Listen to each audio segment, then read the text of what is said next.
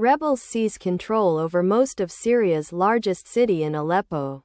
The rapid advance on Aleppo came just 4 days into a surprise opposition offensive that is the most intense escalation in years in the civil war. Trudeau meets with Trump at Mar amid tariff concerns. Prime Minister Justin Trudeau of Canada is the first foreign G7 leader to visit President-elect Donald J. Trump since the election. He is under pressure to persuade Mr. Trump to back down from his tariff threat. Taiwan's president visits Pacific Islands to counter China's influence. Lai Ching-te is looking to shore up support from 3 island nations that are among a dwindling number to keep diplomatic ties with Taiwan. Israel-Hezbollah ceasefire rests on a wobbly linchpin. Lebanon's army. The Lebanese Army is tasked with ensuring that Hezbollah abides by the ceasefire. It has failed at that task before. How Kennedy has worked abroad to weaken global public health policy. The Health Secretary Pick and his organization have worked around the world to undermine long-standing policies on measles, AIDS and more. Russia captures more villages in eastern Ukraine. Russian forces are closing in on 2 strongholds. The fall of the cities could pave the way for a takeover of the southern part of the Donetsk region. Analysts said. Israel strikes sites in Lebanon amid fragile ceasefire.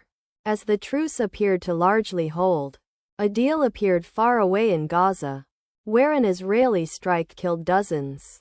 According to a rescue group, millions of dollars to protect pandas was spent by China on roads and buildings.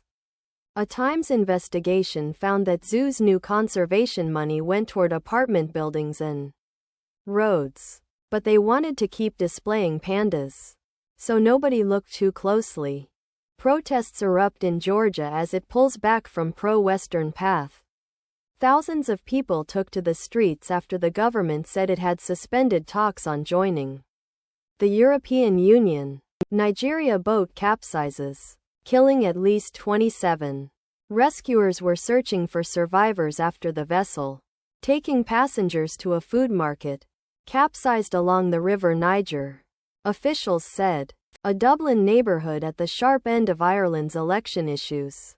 In a northeast neighbourhood of the capital city, deprivation and affluence exist side by side, and many voters feel frustrated by the status quo. UK lawmakers vote to legalise assisted dying after emotional debate. After an emotional debate, Parliament voted on Friday in favour of allowing assisted suicide for some terminally ill people in England and Wales. Saudi Arabia leads pushback against global plastic treaty. Delegates from more than 170 countries are working to salvage a treaty that would tackle the growing problem of plastic pollution. Giving love. The act of giving a gift is a vehicle for showing people how you feel. Here are tips to find the perfect present. For Canada, trade tumult from Trump's return has begun.